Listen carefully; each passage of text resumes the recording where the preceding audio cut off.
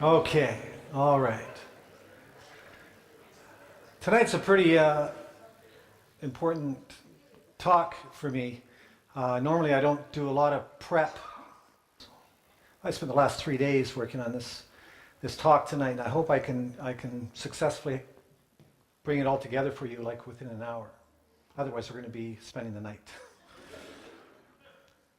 But it's been an intense time for me. I'm at the age in my life where I'm the same age as my father was when he committed suicide. And he took his own life 1986, feeling like he was completely convinced that he was a failure and as a father, as a husband, in his career. He had multiple sclerosis. He was living alone. My parents had broken up. He really didn't have very much to live for. And, you know, on the surface, if you looked at me and looked at him, you might say, my, oh my, you two are really very different people. And that's not true. In fact, you know, I find as I go through my passages in life, the crossroads in life, that at each pivotal, important one, critical ones, I reflect at that time that my father was here. He faced this dilemma. It's like looking in a mirror. And we are different because I'm here and he's not.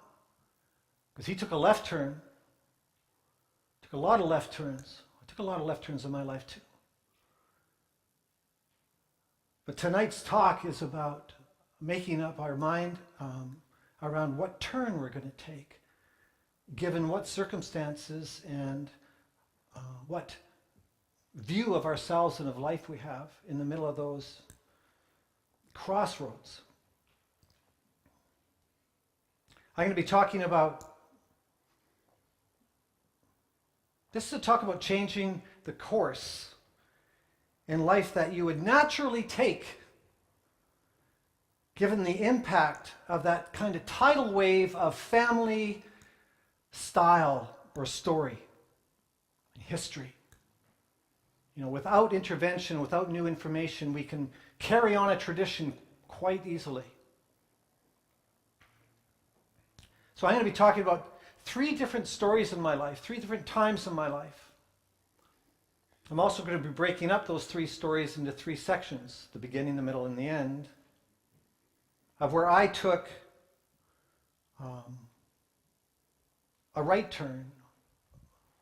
And given my family story, I didn't even know what that turn would have been because I wasn't taught what that turn would be, that right turn would be. None of us do until we take it. So the first story I'm going to tell you it happened many, many years ago when I was 21 and 22, and I got a job at a place called the Maples in Burnaby, which is still there. It's a residential treatment center for severely emotionally upset children, teenagers. It's a residential, very intense program. They're there for sometimes 6 months up to a year. And I got this job. There was 200 people that applied for it, and only 2 people got the job, and I was one of them, and I didn't even really know even why. As it turned out, at the time, when I was interviewed, I broke down in the interview telling my story about my previous job where I had to give feedback to my supervisor that was not so nice. And it was very, very hard for me to do, and I told a story in the interview, and they gave me this job. I guess they thought that I was, I had integrity. Or something. I didn't even know what the job actually was. It was a child care counselor. So when I went on the job, what am I going to do here? I wasn't even sure. But in any event, it was a treatment center. And 3 or 4 staff would work from 8 to 4, and another 3 or 4 would work from 3 to 11. There would be an hour overlap. Follow me on this, because the staff would meet for an hour. And at the Maples at that time, in the 70s, there was a really intense support of staff to do their personal work,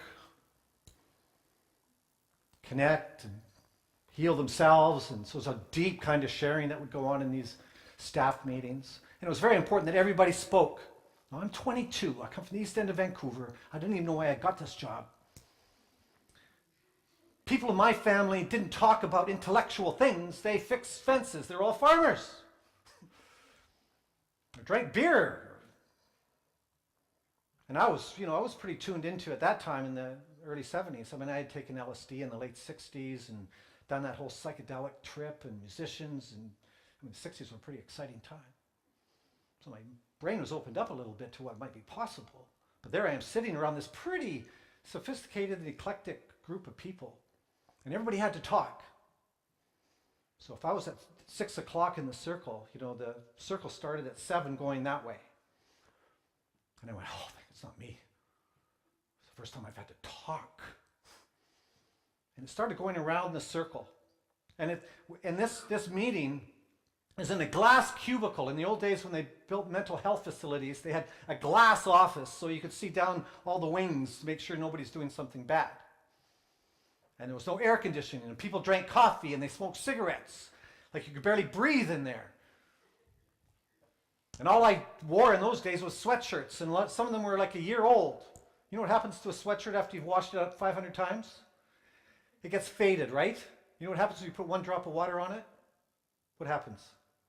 It shows instantly. Well, I am feeling anxious. And it starts going around the circle about who has to talk. Like, it's not going up to 12 o'clock now. It's coming around my way. And when I started sitting in this chair, I had 2 little slits under my armpits. 2 little slits. By the time it got to 5 o'clock, the slits had met.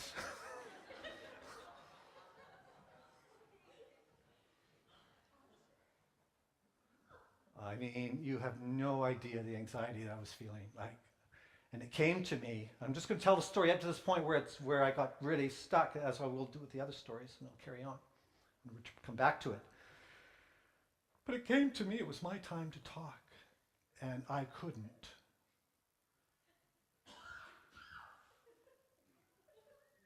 I was frozen,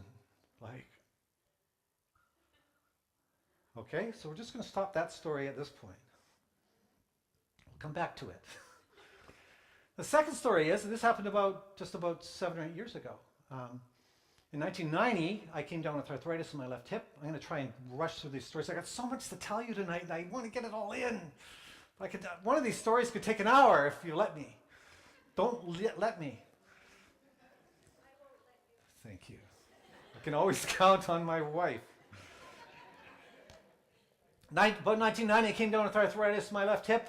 Being an East End kid, I prided myself, defined myself a whole lot on my body, and playing sports and hockey, and I was scouted by the majors in baseball and played junior B for the Grandview Steelers. Hockey, I was sports were it. I came down with arthritis in 1990, and I couldn't do a thing. Hardly anybody knew that. I couldn't walk for 2 blocks without having to sit down. I was in a lot of pain for 15 years. Hardly anybody knew. And so in 2005, I think, right? 2005, 4 or 5, I got a hip replacement. One of the modern ones that athletes were having. I didn't do anything for 15 years. Nothing. 0. So I had this hip operation. It was like a miracle operation. I mean, I was just absolutely astonished. After about a month, I'm actually beginning, I'm off the crutches, and I'm walking briskly without a limp, and next thing you know, I'm running. Next thing you know, I'm doing physio. Next thing I'm doing a 5K marathon with Catherine, who did the half marathon. That was after about a year of this. I mean, this is pretty incredible. So I decided, you know what, I'm going to pick up tennis again. Tennis was really one of my faves. And my old friend, my tennis pro, he was also a good friend of mine. I called him up and I said, hey, I'm back. I had this hip operation. I'd like to start playing tennis again. He said, oh, sure, good. Let's go out and play. So we go out in the court, and I'm feeling kind of nervous, 15 years. And he hits the ball to me, and I'm really, like, I don't want to disappoint him. Like, do I even belong here? And I got to keep the ball in the court, so he hits the ball to me, and I end up choking up in the racket, and I end up going, poof, poof, poof. Like, I got to keep it in the court. Like, I'm so concerned. Like, maybe it wasn't that bad, but it was like I was not hitting the ball very much at all. I was being extremely careful. Not wanting to disappoint him, wanting to have some success. And he stood at the back of the court, and he looks at me, and he says, and he comes walking to the net. He wants me to come to the net to have a talk. That's story number 2 that we're going to stop at. Story number 3 is my relationship with Catherine.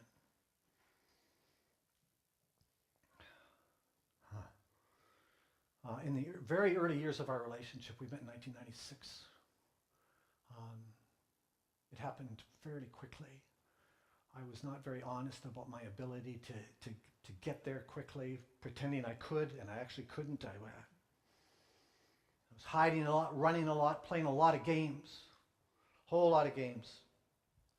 And Catherine was very, very ready, committed, willing, wanting. And I kept on creating a distance. I didn't want to leave, and I didn't want to go. I was confused, but I really wasn't being that honest about what my dilemma. And there's a whole story there too, which I could tell you, but you don't want to hear that whole story. Basically, I didn't want to disappoint my mother because I always protected my mother, and my mother was just a beautiful, wonderful lady, and so was Catherine, and I couldn't be honest about my difficulty, so it kind of went underground. And I would do things to keep a distance. For many of you that have been to other lectures, you've heard this piece of the story.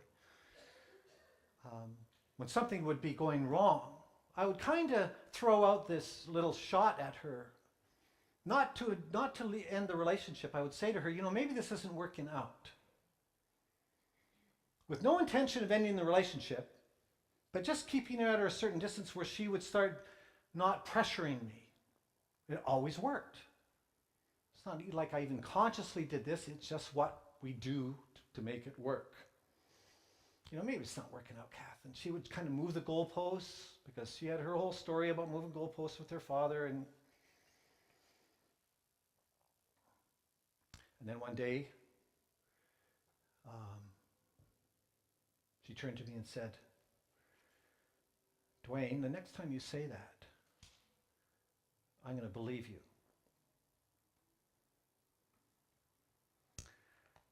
That's the end of that story to this point. All these pivotal moments, right? All these situations bring up previously drawn strategies on how to deal with difficulty. We're guided by it. I am guided by it. I'm not the only one there. My dad's whispering in my ear. My whole all the family, the whole generations of family are telling me what to do here and how to view it. We're listening to that all the time. I would default to a strategy on how to deal with this difficulty, and it would be kind of fear-based, contracting into this kind of box where I'm kind of saying no. Like, I can't trust this situation. I'm saying no to wanting to know anything else other than what I think is happening at this moment, and that is I'm in danger. Something bad is going to happen.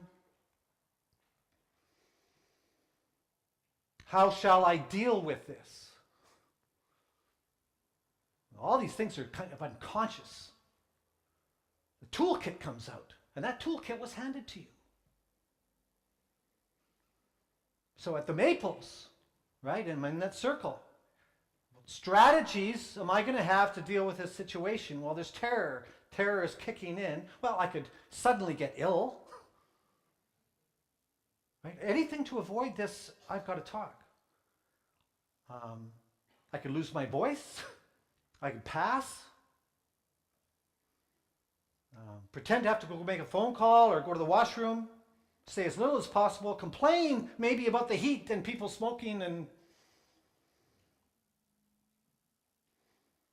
or what I would really do with all else failed, two things. Either apologize for being a complete, flawed, misfitted human being, or quit. Right? I don't belong here. Rather than dealing with this, I'm going to go back to the pub where my dad was. In tennis, what could I do there in terms of my strategy? What was the impulse? Well, the impulse is, I didn't do very well there, so I'm going to keep on with the same strategy, but I'm just going to do better. I'm going to get better at ping pong. The tennis club I belong to, there's a lot of people like that. I go away for a year and a half and come back and they're at the same level of tennis because they're just practicing their mistakes over and over again. I could just learn how to play that ping pong better and maybe play other people that play ping pong too, instead of tennis. Or if I make a mistake, it doesn't go in, I'm worried about what he's thinking, right? I could get angry at myself as a form of letting them know that I care about you, that I'm giving you such a boring time. So I'll just get angry at myself as a way of dealing with this. Curse myself, and again, or just apologize for being such a flawed human being, or quit.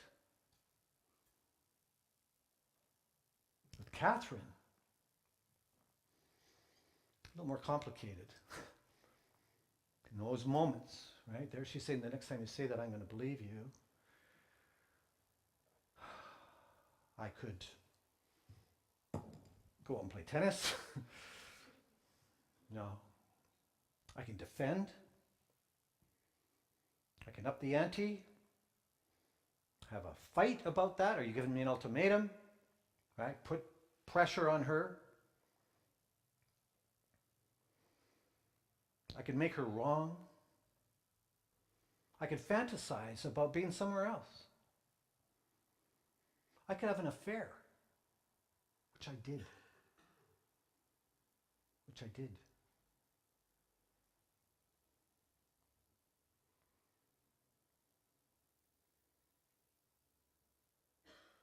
I could scare her.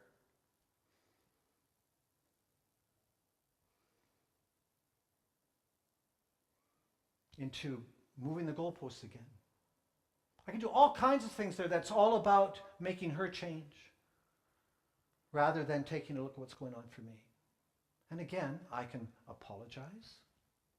The ultimate end, I can just apologize for being such a flawed human being. Or quit, end the relationship, and just move on. So life becomes a box with this strategy system that we have been given that's very, very familiar. And it's a small one. I think the graphic that I've prepared for you there flatters how big we actually are in comparison to what could be. But in that box, we all want happiness. Right? We want happiness. We want passion. We want freedom. We want to have it all and pine for it. But that big happiness cannot fit into that small box.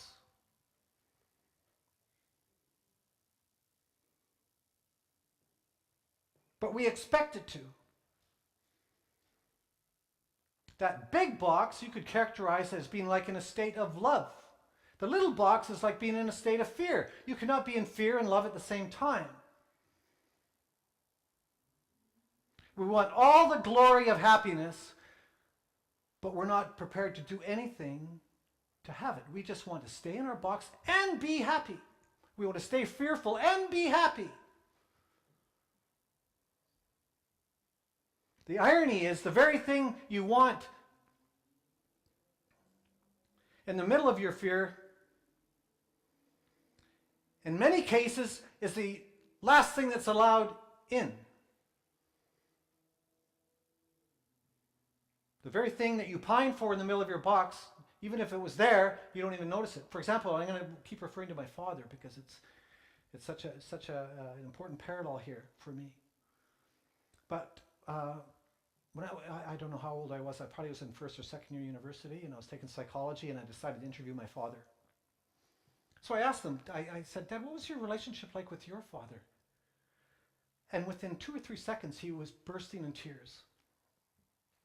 Gee, I should be a psychologist. I'm doing good work here. I said, what? He says, I don't know if my dad loved me. I never had a chance to prove to him who I was, like my other brothers. When the war broke out in the farm, one son would always have to stay back on the farm. All the boys couldn't go to the war because in case they all didn't come back, somebody had to take care of the farm. My father was the youngest, I think. Yes. And he had to stay back on the farm. And he always felt like he could never prove himself to his father. And he would just burst. It was one of the only moments in my entire life with my father that I feel like I got a real clear glimpse into what was going on for him. The rest was just mostly drunken. And it was odd because after he committed suicide in 1986, I went back to Alberta, where the farm where he grew up in. And I interviewed the guy that used to catch for him. And he used to play very high-level tournament baseball. He was also almost a professional baseball player. And so I went and interviewed, I found the guy that used to catch for him to actually find out if all the stories my father told me were true. Because he claimed he pitched against Satchel Paige, who was one of the best chuckers, black chuckers of all time. They never got a chance to play in the majors because he was black, but they used to tour the country for tournament ball to make money. And they challenged my father's town, St. Bride's, Alberta, to a game. And I found the chucker, or the catcher. And I said, he started telling stories about these games. And I mentioned to him, I said, my dad said that, did you know my dad was? He said, oh yeah, we lived not too far from each other. We grew up together. And I said, my dad once told me that he felt like he could never prove himself to his father. My father was Paddy, so was his father, Paddy O'Kane. And he said, your grandfather used to get on his bike and ride that bike sometimes 50 miles to another small town where your dad was pitching. And he'd watch him pitch all the time.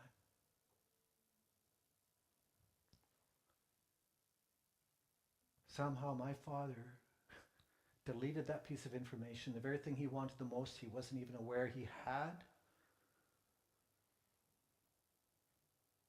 And we do a lot of that. So I just want to make that point about the irony of this box. Because I could tell you even more stories. Clients we see where everybody's saying what they claim they want to have in their relationship, and there's evidence of it, but they don't see it. They keep on looking at, if you're a cynic in that box, you're going to see what a cynical mind wants to see, which is things to be cynical about. So we sit in this no state of mind.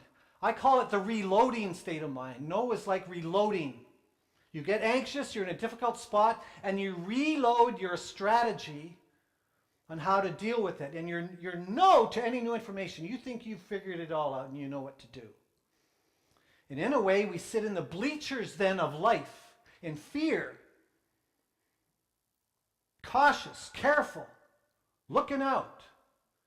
And not entering the playing field, which is what that blue territory really would be. The box becomes like the bleachers of life. And when we're in the bleachers, please follow me here, because to me, I tell you, I've been working on this for 3 days and it turned into a science for me. I felt like I could write a book about this. Because this piece, it just really excited me. In the bleachers, folks, in that box, you become an expert on life in the bleachers. We all become experts in the world that we're living in. We meet friends there in the bleachers. What do we get to know sitting on those seats in the bleachers? We get to know hardness of seats. We become experts on, boy, this stadium has harder seats than the last stadium I was in. They had cushions in that stadium. Right? You get to study seats. What kind of cushions should I bring? Where's the best view in the bleachers? Where's the washrooms? Maybe I should get an aisle. Yeah, I'll get an aisle so I can get to the washroom quickly because I'm drinking a lot of beer. I learned how to drink beer. What is the best beer? Boy, the prices are steep here. Right? We have conversations and relationships. The relationships become consistent with our experience watching life instead of living it. And we call that reality. And we want all that excitement on the playing field. And we want it sitting on that seat in the aisle, drinking our beer. We become experts in the world that we are aware of. The other world actually doesn't even exist. So at the Maples, when it came time for me to talk, my strategy was, what did I notice there? What did I become an expert at? I become an expert at avoidance. Noticing disapproval. Knowing where the exits are. I become an expert at running and being alone. I become an expert on what the best brands of antiperspirants are. It's true. Right? That's where my attention's going to go. I got to figure out how my survival kit's going to work best. I got to know the products. What's going to help me here? Antiperspirants.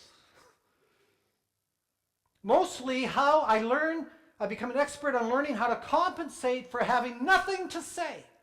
The belief that I have nothing to say.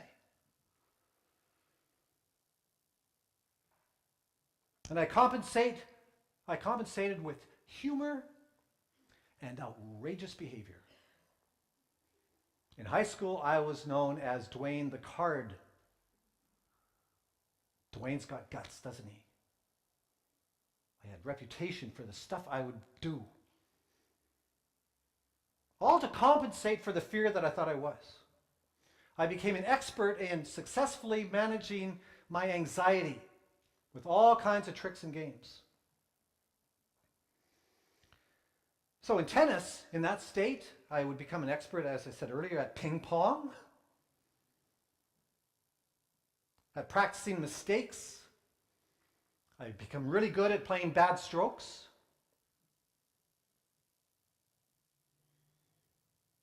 Of playing it safe.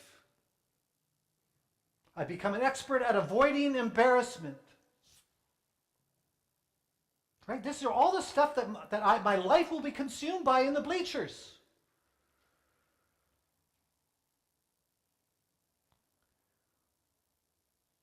Avoiding disapproval and learning how to do just enough to qualify but not to excel. I would figure out I just have to do enough to stay here. But I would not develop any great skill. Just enough to stay there. In relationship, I become an expert at hiding, avoiding, noticing disapproval, looking out for it all the time. Why does she have that tone of voice? She's disapproving, I know it. What do I have to do to please her? I become an expert at managing and controlling her to keep her away from finding out that fear I have about myself. I become an expert at that secret life I had an affair.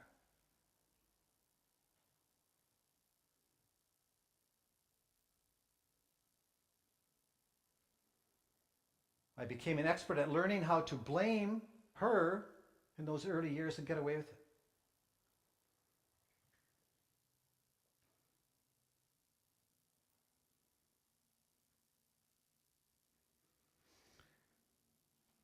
So in the bleachers, how far can this go in terms of that kid? Because we still want what's on the playing field. You know, to me, this says more about addictions than anything else. That we cheat in the bleachers. We steal the experience of the field sitting on our butt on the bleachers. We do nothing but take a pill or drink or take a drug to have a quasi semblance of that experience on the playing field. But I haven't changed anything. I'm cheating. I think it says more about addictions than anything else. It's like we want to steal that experience. And so this is the world I lived in and the world I got to know better and better and better. It was a very, very similar world to the one my father had, I am sure. I'm sure he had an affair too. My mother thinks so. She doesn't know for sure, but she thinks so. I think we walked through those crossroads. We're more like our same-sex parent particularly than different.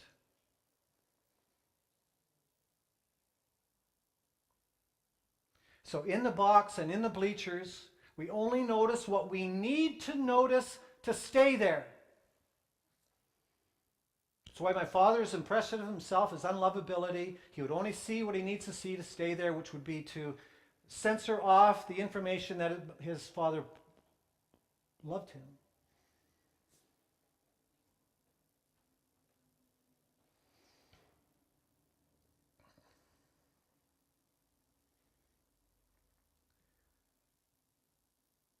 So, you know, one of the most important things in learning how to experience this happiness, passion, and freedom is to realize, first of all, it cannot happen in the box.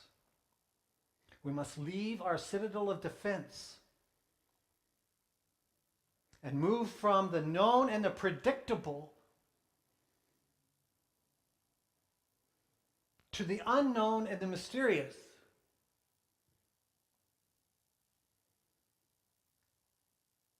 To turn that no into a yes, we have to take a risk. I just finished reading Leonard Cohen's autobiography, and it was a wonderful passage in there that just had me weeping when I was reading it. He had a pretty strange dual existence in his musical life. Like he had an ego that was up to all kinds of crazy games, but another part of him that was so pure in his art, so profoundly pure in his art, that he would go to this island in Greece called Hydra with Marianne, who was the one he wrote the song about, So Long Marianne. And at the beginning part of his career, he would spend days and days and days not eating, not washing, not doing anything, but just sitting there, getting out of his comfort zone. Because he said, when I get out of my comfort zone, my box, where everything is comfortable, no new information comes there. He would do it just to get uncomfortable so he could bring in some new information. I was very touched by that.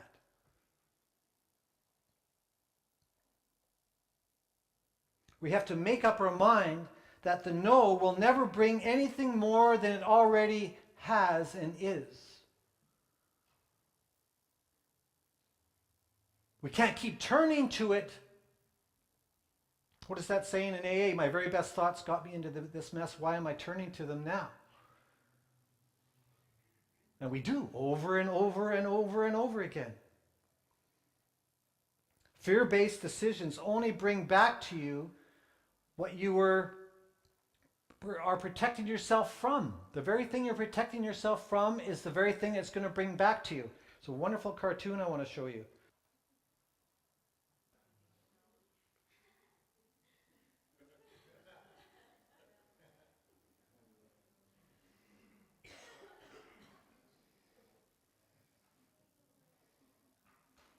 This is just the truth.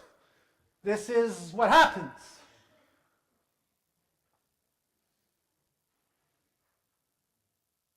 So we have to give up management of our own dilemma and begin the journey onto the playing field.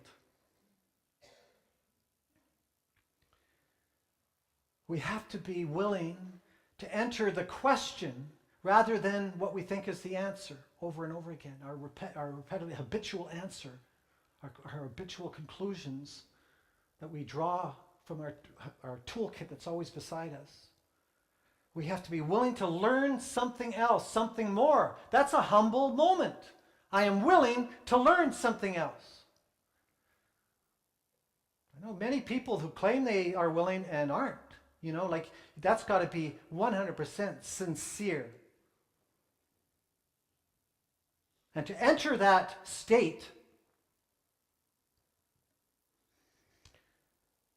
and decide more on who you're going to be instead of what you're going to get.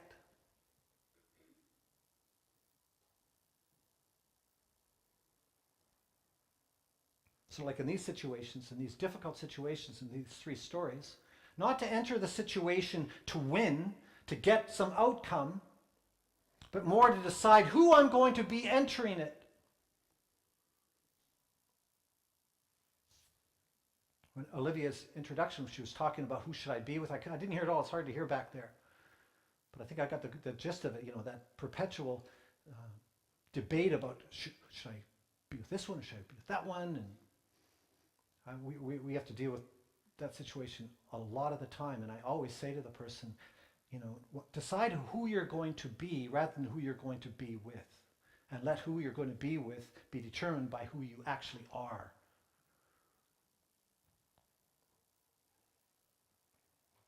So for me it was to be brave and honest and willing to trust no matter what happens. That when I'm just being myself, if that is in truth what I am being brave and I am being honest and I'm stopping the games. I put down that toolkit. I'm going to be brave and honest and reveal me. Whatever comes from that is going to be the best, even if I was entirely alone.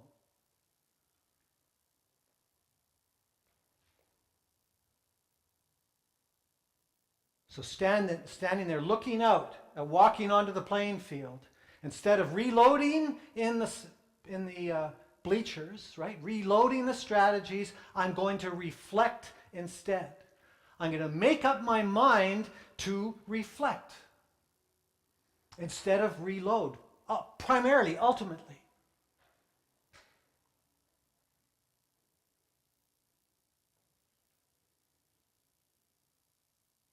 I'm going to reflect instead of reload. I'm going to make up my mind. So I'm going to come back to the second part of the stories, not the third part, the second part. The third part's really neat. So Howie comes to the net. Right? Howie comes to the net. And he said, and this is where the word came from. He said, Duane. I said, what?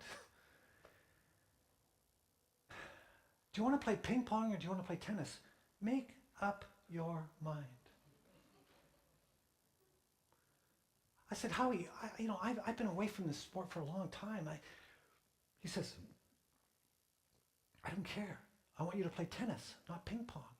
I want you to actually hit the ball with everything you've got. I said, why would I do that? If I hit the ball with everything I've got, it's going to go over the fence. We're going to lose balls. He says, I got a big bucket here. I want you to hit the ball as hard as you can with as much gusto as you have. I want you to totally to commit to this shot and learn the full magnitude and expansiveness of that decision. No caution, no care. Like learn the full dimension of it. And after we do that, then we can start fine-tuning it. Okay, that's as far as you can hit the ball. That's as hard as you can hit the ball. Now we can start, we'll adjust your grip, we'll adjust your speed, we'll adjust your stance. We'll start fine-tuning it, we'll start bringing it back down to the court. But I don't care whether it goes in the court. We're not playing a game, Duane. I'm coaching you. I'm not keeping score here. You're keeping score. I'm not keeping score. But I want you to play tennis. And he put his hand on my shoulder. And he said, make up your mind.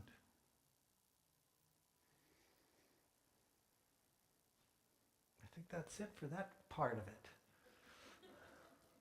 Right? And then the maples. So there I am. The slits have met. Everybody's looking at them. And the person beside me, who was my supervisor, put her hand on my shoulder.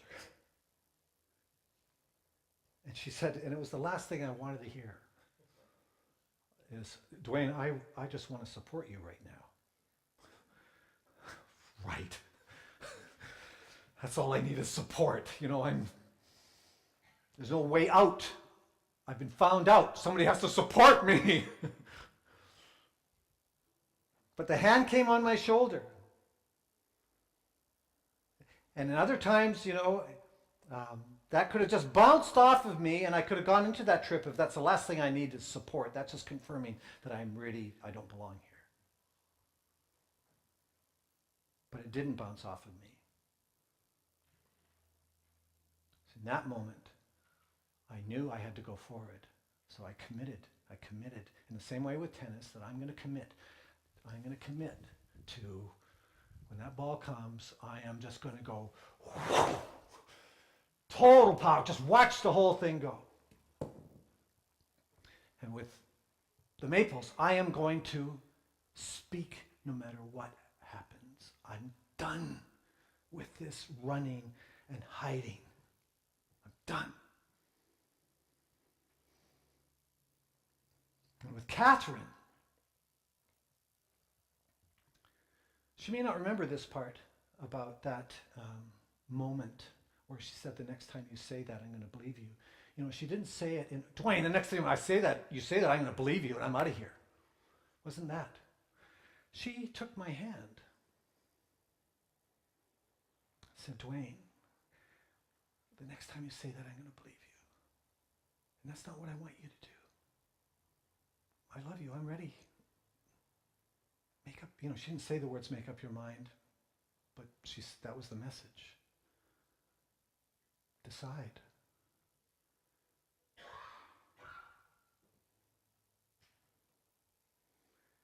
So in all three of those situations, I'm having to make a decision about what it is I actually want to learn to enter the playing field off of the bleachers, right?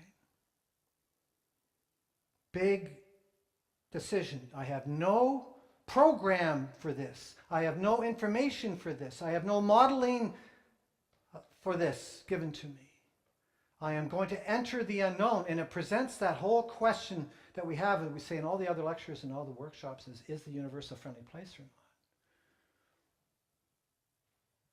not? I have to decide that I am willing to take the risk that it is.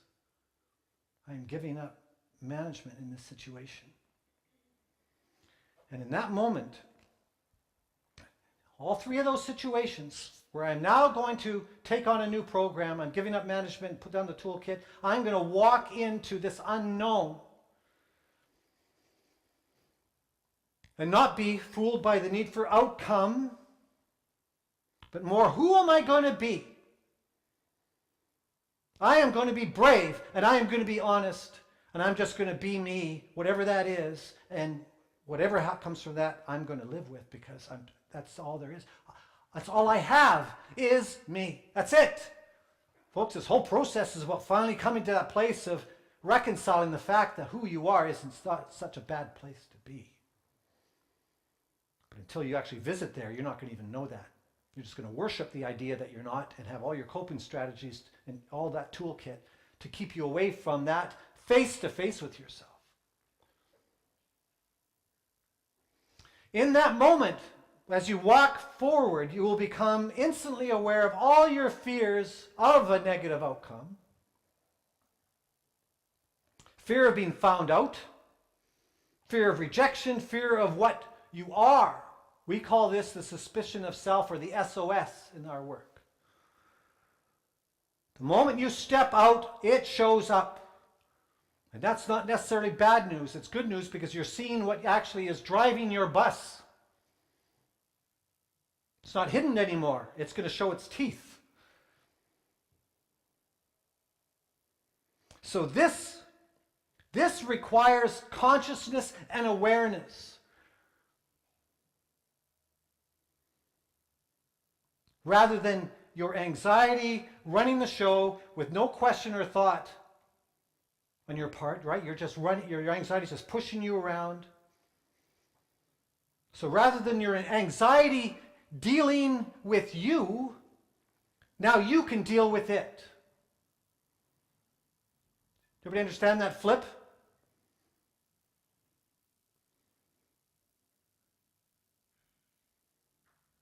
And realize that it really can't get any worse than it is where you are. The outcome of your current strategy just will perpetually backfire. This takes some awareness, consciousness, a moment where you're actually conscious and not just running your anxiety running your show. And you spend the moment you're born to the day you die just being pushed around by your anxiety, not changing it one iota and passing it on to the next generation to do it. You know, I don't know if I had a moment with my father where we were both aware and conscious at the same time talking about our lives together. That moment he talked about his dad, you know, it happened. I don't know how conscious, you know, we didn't have a conversation about the ramifications of that. Not very much. Awareness and consciousness is everything. Before you even take a step, if you have the awareness and consciousness that you need to take one, that's not negotiable anymore, it's not a debate anymore, you know that you've already taken a step. You may have already done something nobody in your family system has done before you. So to reflect rather than reload and go to the unknown instead of the known. And look what you run into. You run into your suspicion of self and your fears. So that the first step there is to identify what that fear is. Identify what is the history of that. What is actually driving this madness? You know, my life story as being an only son of a binge drinking Irish alcoholic speaks a whole lot to my suspicion of self. I had the same question about myself with my father as he must have had with his father.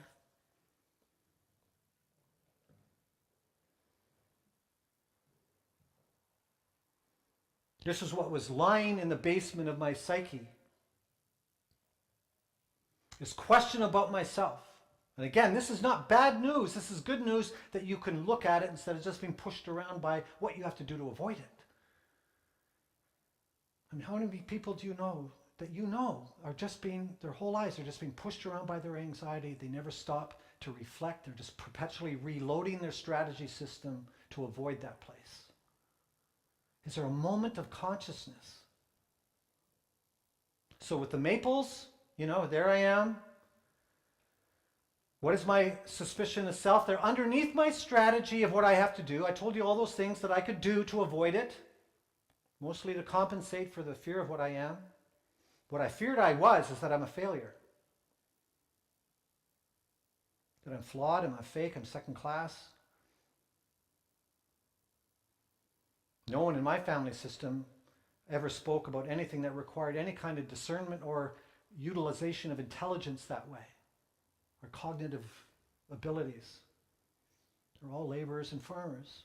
It's not that they weren't smart people, but it was a whole different, it's more what you did, not what you thought. Bottom line is, my SOS is I do not belong. The big one there was I'm a failure. That's my greatest fear. I'm just a failure as a human being. Tennis, I'm a failure. Flawed, fake, second class, I don't belong. This is just more evidence. I've been found out. He's pulling me to the net. He's going to scold me. He's going to tell me I don't belong. But as I walk into, okay, now I'm going to step in, that's what I'm going to run into again, is this fear that I'm a failure. With Catherine, exactly the same thing. that I'm a failure, I'm flawed, I'm a fake, I'm second class, and I do not belong. Bottom line, here's yet another woman, another disappointed woman, as my mother would be disappointed with my father, as my previous relationships, in the end, it just, Duane, you didn't come through. Off they went. I don't belong. I'm running into that.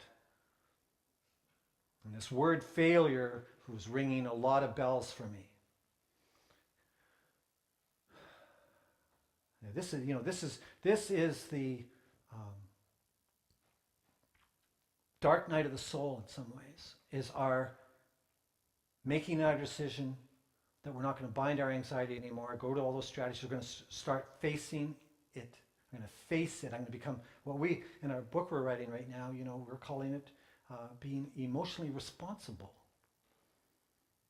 I'm not going to play any more games with the world and what do I have to do to cope and what I think I need to get and how I need to steal it or avoid it. I'm going to become emotionally responsible. I'm going to face myself. So this meeting the SOS as we move out, this black line is what we run into, the suspicion of self, and it gets thicker as we become more intent. I mean, it really turns up, cranks up the volume. It's being put there for a reason in your family system to keep the family safe, to protect themselves for things that have not been worked out in the family. You can take our PRAC program if you want to learn a lot more about that. But there will be a moment where the fears will want to take a stranglehold and will attempt to obliterate your goal of walking forward. This, folks, is not a time for giving up. This is a time for faith.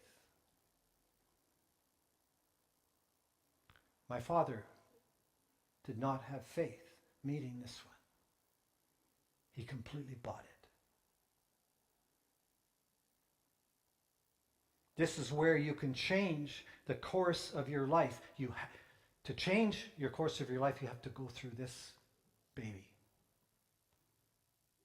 And I believe once we're intent and ardent on that passage and that voyage and that journey, that it takes 15 minutes to change the course of your life. It doesn't mean there isn't more work to do, but I think it takes 15 minutes of solid consciousness and awareness and decision making and making up your mind where you're going and what is true versus what isn't true.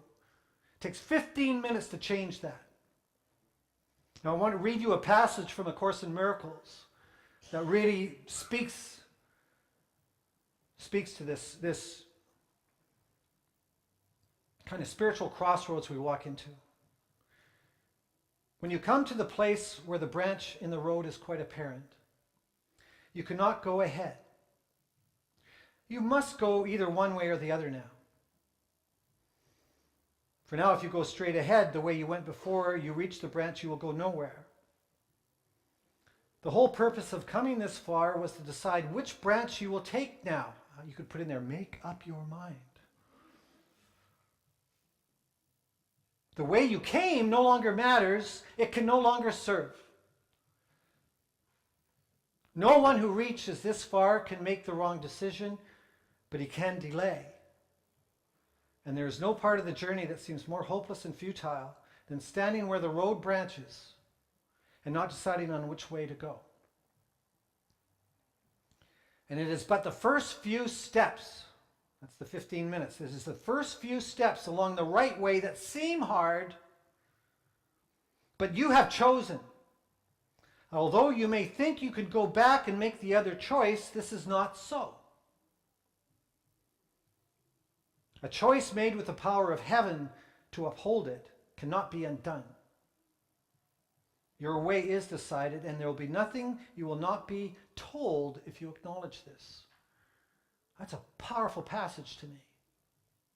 There will be nothing you will not be told if you acknowledge this, if you don't have the awareness and the consciousness of it. Everything you need to know on the other side of this big black wall, you will be told. You'll be given all the tools you need to continue your journey. But the first few steps are like blind faith. It is like a test in a way. You have to be absolutely certain. Nobody's going to be leading you, pulling you, directing you. This is the time for you to establish faith. Is the universe a friendly place or not? Can I give up management? Can I trust? Being myself is the best thing that could ever happen to me. So we have to let go of outcome. I will trust that whatever happens here, being myself, is what I shall live by. And there was a time in my life, it's not in these three stories, it's a whole other story where that's what it was in 1994.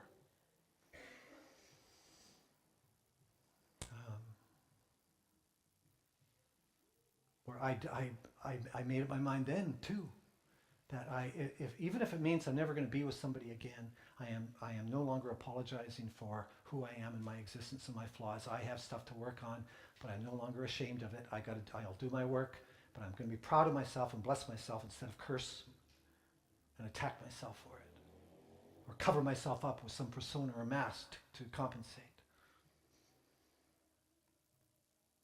I will admit,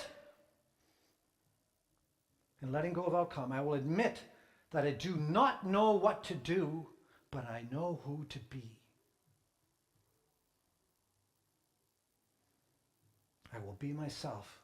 Whatever comes from this is the best. I will live entering the question, the unknown. I will trust the universe as a friendly place. That is now a fact. It's not a debate anymore.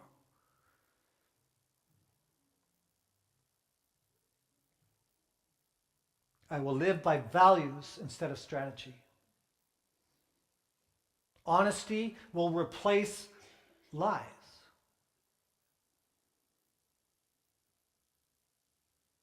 And this particularly came up around the affair. This is a very, very serious crossroads Catherine and I came to, which I am extremely proud of the work we've done to move through all the passages that we had to move through, and things like lies, and that was a lie.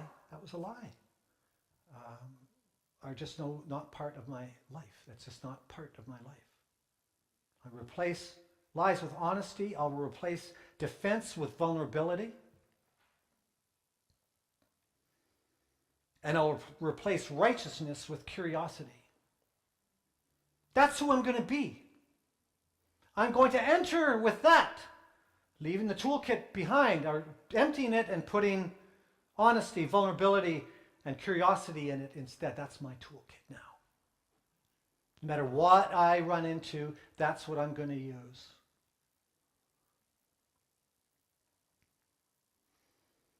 So we enter the playing field. And I'm willing to fail, knowing that all I'm doing is being myself. Like the failure is about outcome. It doesn't matter. What's more important is I'm here to learn. If you talk to any successful businessman, they'll tell you that success is 99% failure. They were willing to fail, but they learned in their failures. I am willing to learn. The outcome is not my goal. Who I am is my goal. I will step forward. I will enter. You have to, if you want to learn how to sing, you have to take the risk of learning how to experiment with your voice, which ain't going to sound so good at first. You have to try tennis strokes, not ping pong, to learn how to play tennis. You have to open your mouth to learn how to talk. The big one is you have to be in a relationship to learn about relationship. Be in it.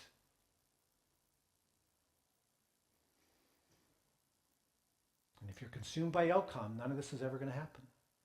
You're not going to learn anything. You're just going to be focusing on failure. You won't learn a thing. So if you're not willing to fail, you actually will never win because you're never in the game. If you're not willing to fail, you can never win Because you're never really in the real game. I'm going to tell you the last part of the story now. All right? So we're back to the Maples. Let's go back to the Maples. I'm sitting there, hand on my shoulder, I want to support you.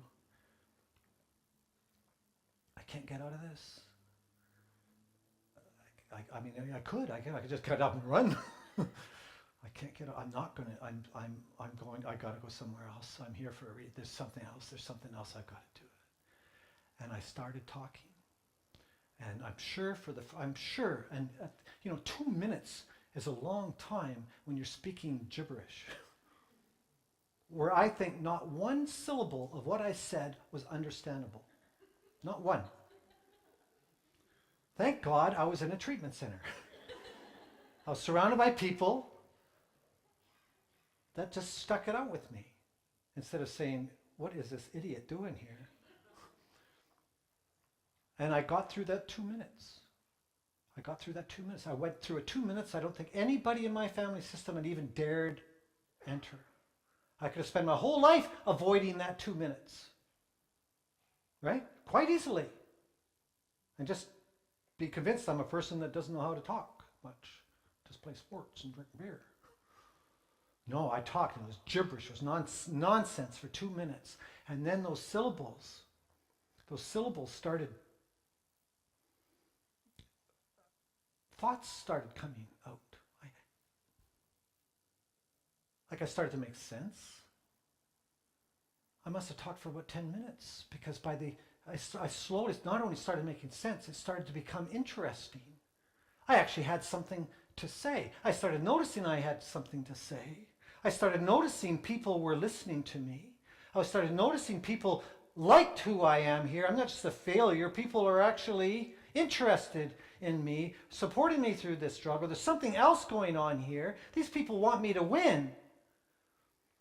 And I started talking and I started getting excited, and within 5 or 10 minutes, I was eloquent.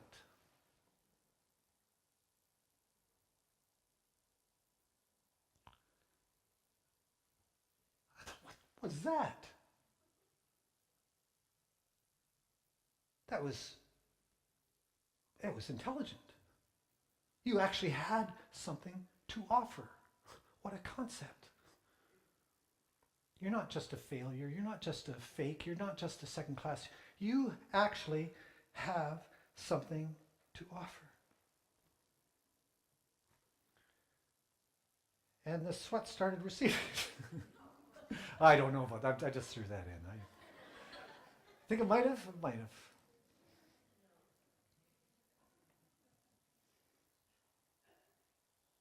But that whole journey in my life at the Maples, was really a phenomenal birthplace for me because I walked through that 2 minutes, and that 2 minutes turned into 2 days, 2 months, 2 years. I started flourishing, learning about that territory. On the bleachers, you learn about the cushions on the seats. On the playing field, you learn about grass and the mud and body contact and here and now and sweat and excitement, and you learn about where you are.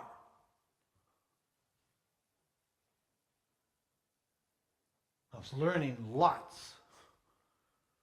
What is this world? I love it.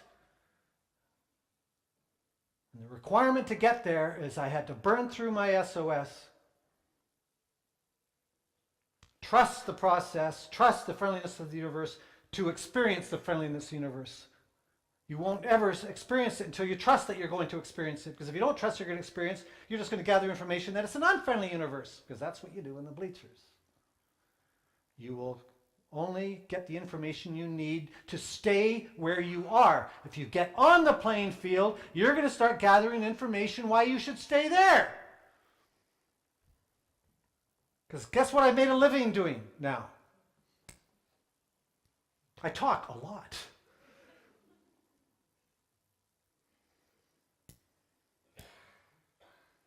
Tennis, it was just, I already demonstrated something, but that's what I did. I got out there, I said, okay, let's do it.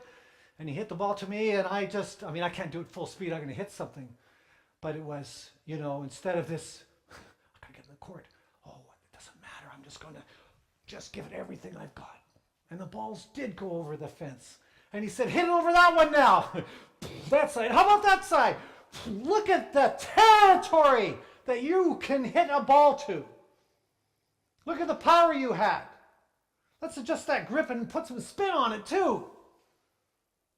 And I spent the last 7 or 8 years bringing all that big game into the little one now. The skills that I learned out there.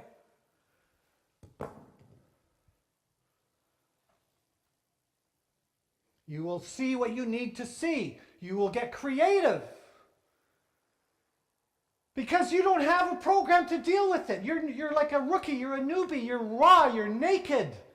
You're exposed. You need to get some new information to survive in a way. So what are you going to learn about? You're going to learn about the new jungle you're in. With Catherine, what did I learn about this new territory? Well, it's an ongoing process. We would be certain of in relationships. They don't just suddenly get there and you stop there. We keep doing our work. But let me tell you what I've learned there.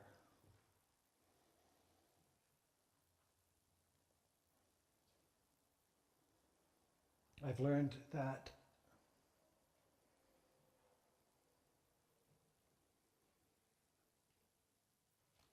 well, first of all, I learned that she is the most incredible human being.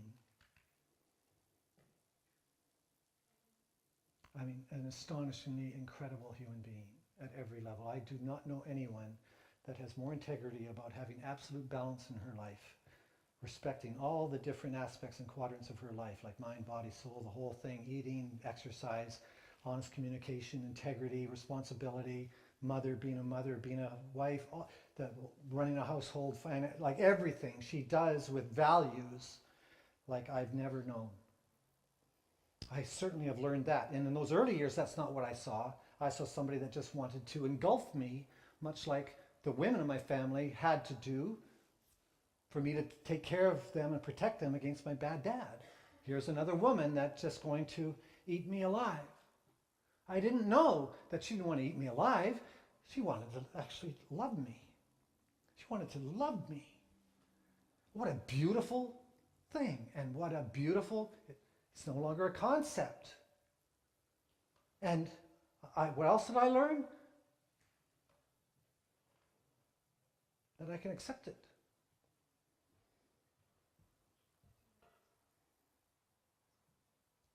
I've learned how to be honest. I've learned about how to care for another human being, to consider another human being's interests is no different than my own. I've learned what it means to be in a relationship.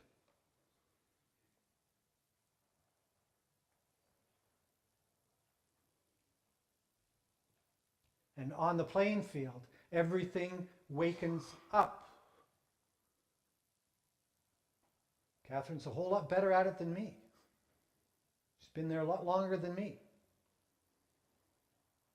But I will tell you, for those in Carmine that do 4 steps, or don't do 4 steps, do a 4-step. There's no faster way to get off the bleachers and bust all your crazy games and get on the playing field and show who you are and what you're committing to and letting somebody know you. Because like I said, I don't think I ever got to know my dad. I think he died not being known. I know him now. Boy, do I know him now.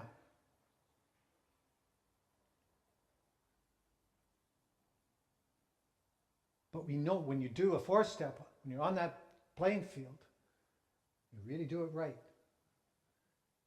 You are known, and there is no greater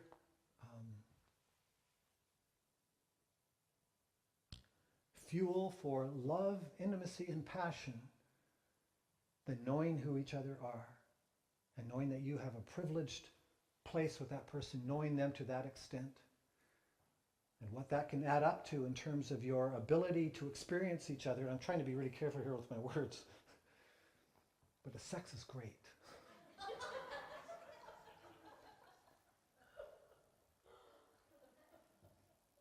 It's not so great in the bleachers. In fact, you can get dead in the bleachers because you're not there. You're not there. When you are there, here I am, and there you are, and I'm living by values, boy, intimacy becomes a profound form of communication to each other as opposed to outcome. What am I going to get? That's what the bleachers are all about. What am I going to get? What can I steal from this person, take from their body?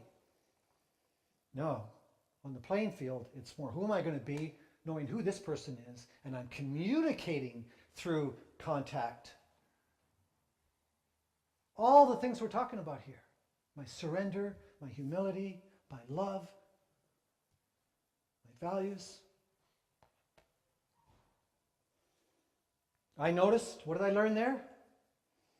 I noticed that I have a home to take care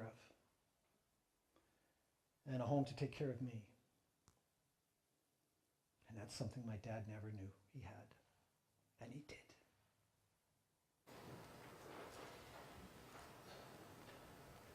I'm making up my mind to remember what my father forgot.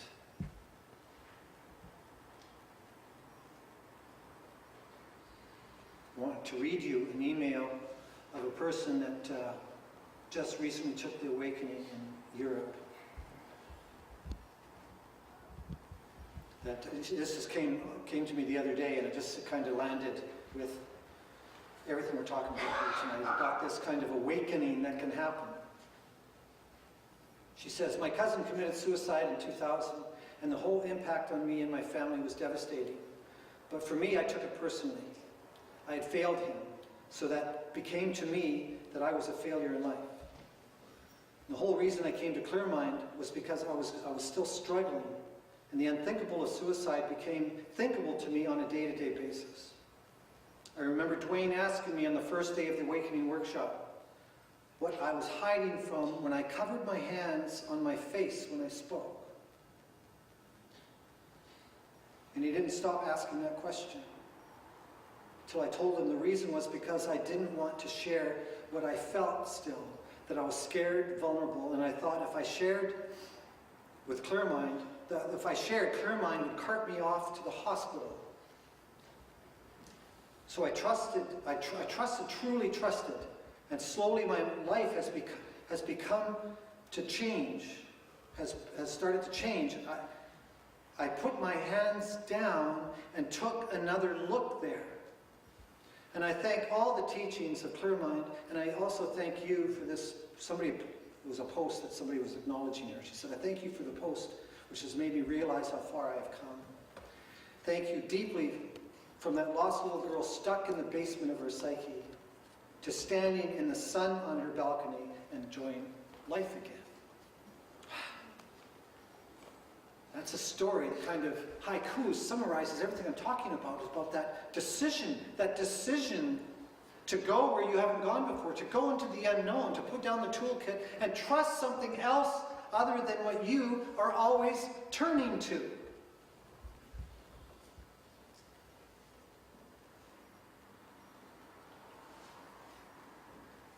So take a good look. No meant reload. Yes means reflect. Yes means remember the truth about yourself. You create a new truth. You remember the real truth about you. Yes means reflect. Yes means remember. Yes means return. Yes means reclaim.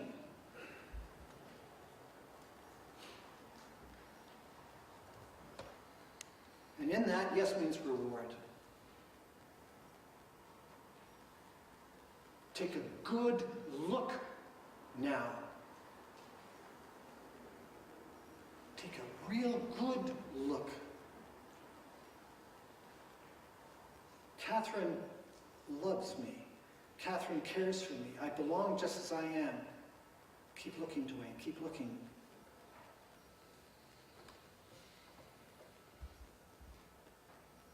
what you can do here, how creative everything is. Keep looking. Look at that love that Catherine has for you. If you keep looking, God is actually trying to peek at you through her eyes. Do you see it? Do you see it? You are not alone. This is where art is. This is where those words came from at the Maples.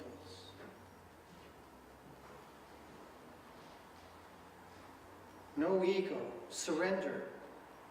This is the here and now. Take a good look at the truth about you. How good can you stand it?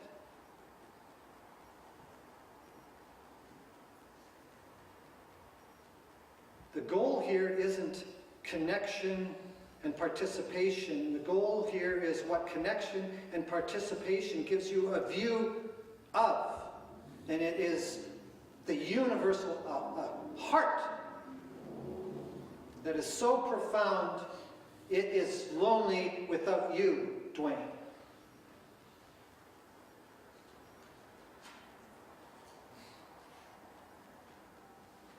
This is the here and now. This is the truth about you and the other. This is the truth about life itself.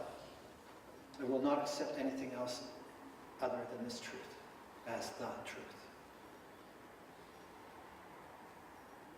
This is what this is all about. Take a good look. I am not in charge of this. No one is. It just is. It is reality. This is reality. No one needs to be in charge of reality. I love reality.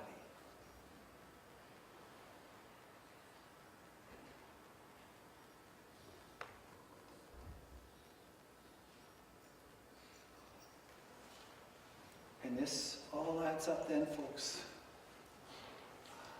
I mean, the only thing I live for is the opportunity to be creative. And this is the only place it happens. Whether it's being creative with Catherine, be creative in the tennis court, be creative when I speak about entering this unknown and just diving into that unknown field and watching the necessity of art and creativity take shape. So as we enter, we feel everything. We grow, we're creative, and we feel all that life has to offer.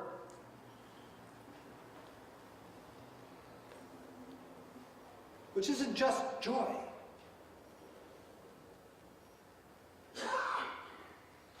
In the literal sense, coming off the bleachers, watching a game, it's not just going out there and winning. It's out there, like I said earlier, getting muddy, messy, alive. So do you want this? Or do you want to enter the playing field where it's playful, it's messy and muddy,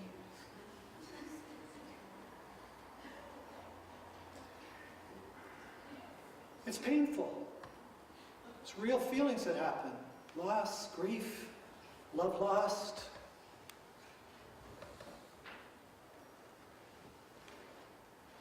And it's mushy. It's all of those things. It's all that life has to offer.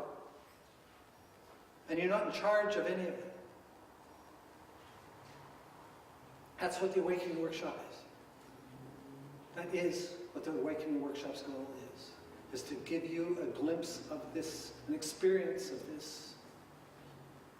Our hope is that you get a glimpse of the human condition that is blinding. And you will never forget. As that Course in Miracles quote said, a decision made with the power of heaven to uphold it, because I think that's what it is. Cannot be undone. Once you see it, you cannot forget it. You can never learn how to you can never unlearn how to ride a bike.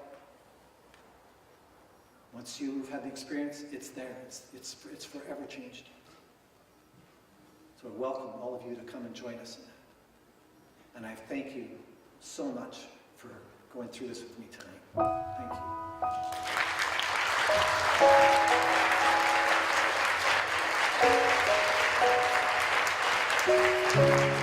Thank you.